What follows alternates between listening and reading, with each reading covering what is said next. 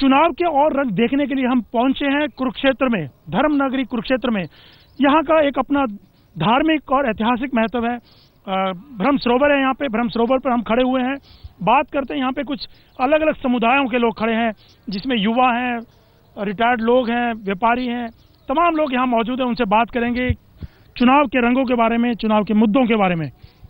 आप बताइए, सबसे पहले आप लोग युवा हैं, इस बार चुनाव में क्या मुद्दे आप समझते हैं कि क्या मुद्दे हैं? मुद्दे बिजली है। बिजली यहाँ पे जो 24 घंटे नहीं आती है, 15 से 16 घंटे बिजली आती है। और जो गांव में जो रूरल डोमेस्टिक सप्लाई है, जो गांव में बिजली सप्लाई होती है, वो सिर्फ रात को होती है और दिन में बिजली नहीं आती। अगर बिजली ग्रोथ कैटलिस्ट है तो सबसे पहले गाँव में 24 घंटे बिजली होनी चाहिए, तभी गाँव में विकास होगा और शहरों में लोग नहीं भागेंगे। बिल्कुल, बिजली की समस्या है, 24 घंटे बिजली नहीं है। आपको क्या लगता है कि क्या इश्यूज हैं इस चुनाव में? सर, इसमें विकास का है मुद्दा। सरकारें ऐसी वो दे रही हैं, जैसे लॉलीपॉप दे रहे हैं, वो जैसे सब्सिडी 2000 रुपये पेंशन। तो बच्चों को विकास चाहिए। अब वो उम्र बढ़ा दी इसकी कर्मचारियों की, तो बच्चे जो नए हैं उनको नौकरी कैसे मिलेगी? पुरानों को तो पेंशन मिलनी थी। तो इस तरह के जो लॉलीपॉप हैं वो नहीं चाहिए, विकास चाहिए हरियाणा को। हर पार्टी लॉलीपॉप देती है, सिर्फ आती है चुनाव में, मुद्दे उठाती है और होता कुछ नहीं। आपको क्या लगता है कि पिछले चुनाव और इस चुनाव में क्या फर्क है? पिछले चुनाव में और अब में सर काफ़ी फर्क है, क्योंकि इस चुनाव में 18 से 45 वर्ष के बीच का युवा 65% वोट करने वाला है। और युवा ये चाहता है कि हमारा देश विकसित देश हो, हमारे देश का पूरे वर्ल्ड में नाम हो। और जैसा कि पीछे हमने लोकसभा चुनाव में भी देखा कि सभी आंकड़े, जो भी आंकड़े करने वाली एजेंसियां थी, उन सभी को फेल करके दिखाया और एक स्पष्ट और स्थिर सरकार भारत के युवाओं ने मिलकर के दी है। और आज ये युवा ये चाहता है कि विकास, स्वास्थ्य, शिक्षा हमारे देश में उत्तम कोटि का होना चाहिए। पिछले चुनावों से हटकर युवाओं की भागीदारी काफी बड़ी है, विकास के मुद्दों पर युवाओं ने दिया है। आपको क्या लगता है चुनाव में क्या होना चाहिए? नेता आते हैं, वोट मांगते हैं, मुद्दे कह के चले जाते हैं। जनाब, जितने भी विकास के लोग बात करते हैं, मैं ये जानना चाहता हूँ इन सरकारों से, विकास है क्या? ये बड़े बड़े 18 मंजिल यहाँ पर मंदिर बनाए जा रहे हैं। विकास की मूलभूत सुविधाएं क्या है? एजुकेशन और स्वास्थ्य है। अगर इस देश का एजुकेशन और स्वास्थ्य ठीक होगा, एजुकेशन और स्वास्थ्य ठीक होगा, सारे और ये सड़कें, बिजली खासकर समस्या यहाँ देहात के अंदर, बिजली जो भाई ने कहा समस्या है बिजली की बहुत भारी समस्या है यहाँ पर हरियाणा के अंदर। हर सरकार कहती है चुनाव में आके बड़े बड़े वादे करते हैं, हम 24 घंटे बिजली देंगे, परंतु वही डाक के 3 पात हैं। लेकिन हम अमेरिका से 20-20 साल पीछे चल रहे हैं। यहाँ पे कंप्यूटर एजुकेशन नहीं है, कहाँ बच्चे जाएंगे? गांव में जाके देखिए आप, वहाँ पे ना मूलभूत सुविधाएं नहीं है। टीचर्स हैं वो अपने क्लासों में नहीं जाते हैं। यहाँ पढ़ाई के मामले में आप देखेंगे, यहाँ पे रोड्स वगैरह आप देखेंगे, ये आपको दिख रहा है सब अच्छा दिख रहा है, क्योंकि आप बाहर से दिखा रहे हैं। जब आप अंदर गलियों में जाके देखेंगे, वहाँ पे आपको जाके दिखेगा क्या सड़कें हैं, क्या इंफ्रास्ट्रक्चर है यहाँ पे।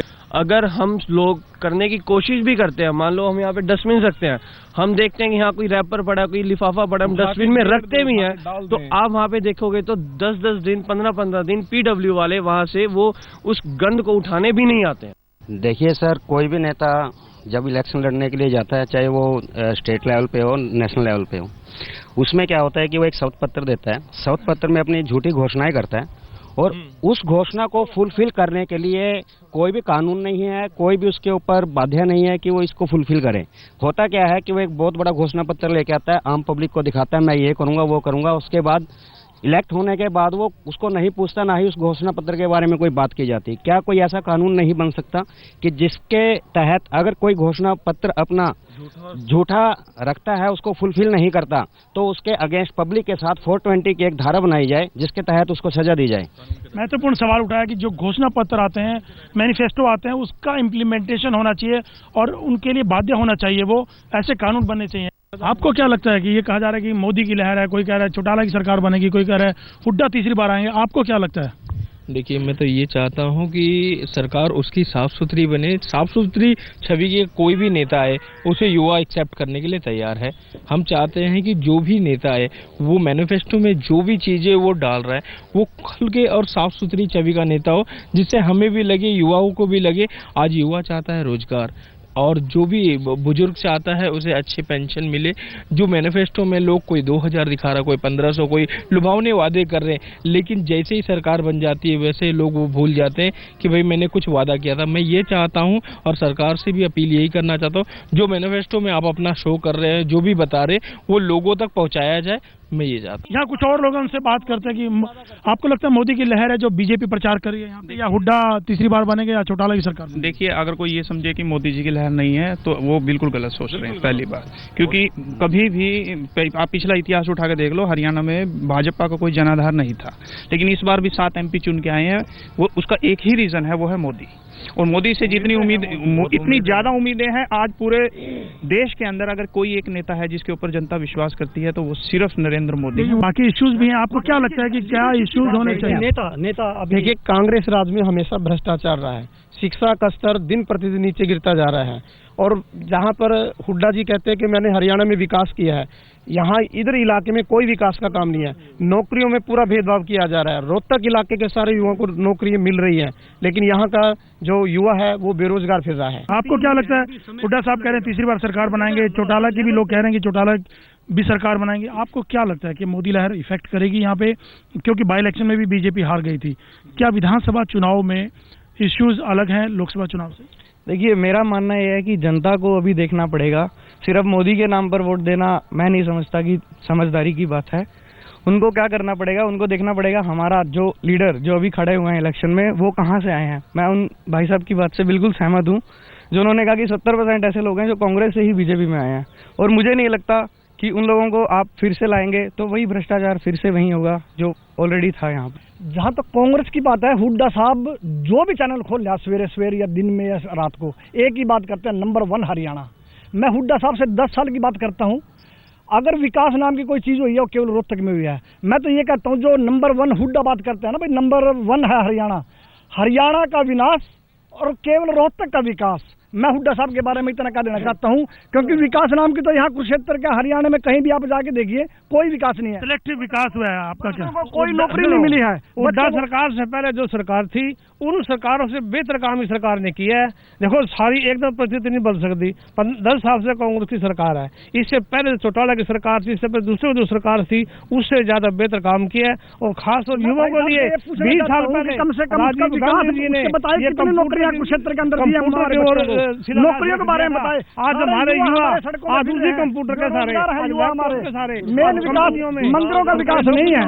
नौकरी मिलनी चाहिए हमारे बच्चों को। स्टूडेंट्स हैं सारे के सारे, जो जॉब्स वाले हैं वो सारे रोहतक साइड से, और गुंडागर्दी करने वाले भी रोहतक साइड से। मैं ये कहता हूँ अगर विकास नाम की हुड्डा साहब को इनका कहना है कि सिलेक्टिव विकास, रोजगार मिलना चाहिए। सिलेक्टिव विकास, बहुत विकास हुआ है। बसों में डेली घूमता हूँ सर, जो भी कंडक्टर मुझे मिलता है पूछता कहाँ से, मैं तो उधर से हूँ जी। 1 मिनट से पहले कहता भर्ती हो गया। अभी कहाँ हंसने लग रहा, हमारा मजाक उड़ाता साथ में। हमारे बच्चों की क्वालिफिकेशन में कोई कमी नहीं है, PhD फिर रहे हैं। यहाँ जितना बढ़ावा मिला है सर, जैसे हम करनाल से आ रहे हैं, हमारे रास्ते में टोल पड़ता है, और यहाँ हरियाणा क्षेत्र में इतने टोल हैं, जबकि इतनी सड़क व्यवस्था है, सड़क में इतने गड्ढे हैं, फिर भी टोल 170 रुपये दे के आ रहा है करनाल टू कुरुक्षेत्र 45 किलोमीटर्स। और ये स्थिति पूरे हरियाणा में, इतने टोल हैं कि यात्री परेशान है।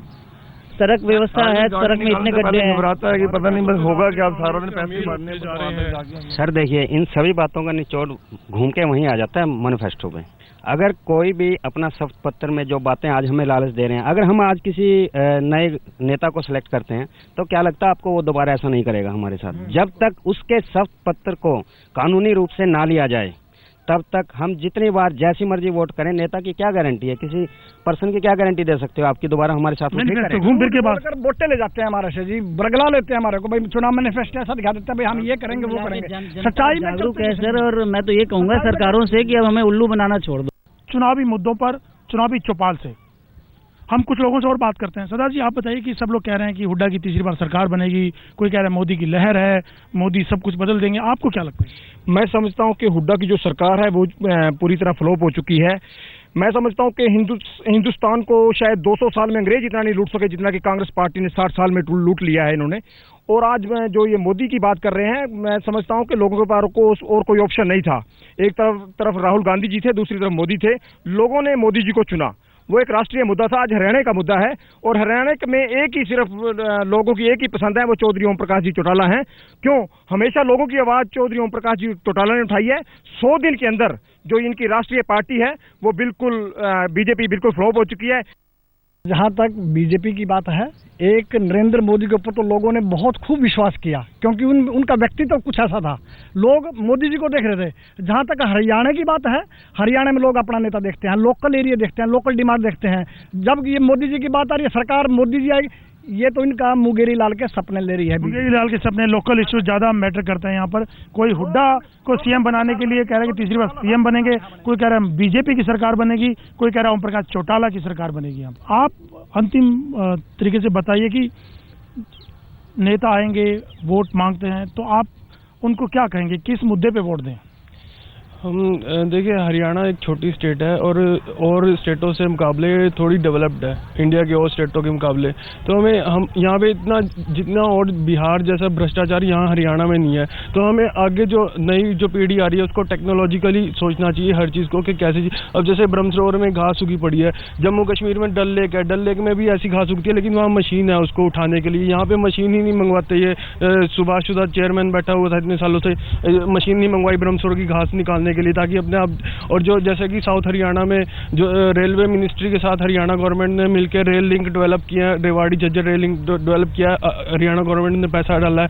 ऐसे ही बीएसएनएल के साथ अगली जो नेक्स्ट गवर्नमेंट आएगी उसको बीएसएनएल के साथ कोलैबोरेट करके पूरे हरियाणा के हर गाँव में वाईफाई और फास्ट इंटरनेट कनेक्टिविटी को सुनिश्चित करना चाहिए। और ये कोई जम्मू कश्मीर नहीं है जहाँ पे सिक्योरिटी प्रॉब्लम हो, और ये चीज़ करनी चाहिए। हमें टेक्नोलॉजिकली सोचना चाहिए, विलिंगनेस नहीं है। और ये था कुरुक्षेत्र के ब्रह्म सरोवर से चुनावी रंग। कल फिर आपको एक और जगह ले चलेंगे नए चुनावी रंग दिखाने के लिए और चुनावी चर्चाओं के साथ।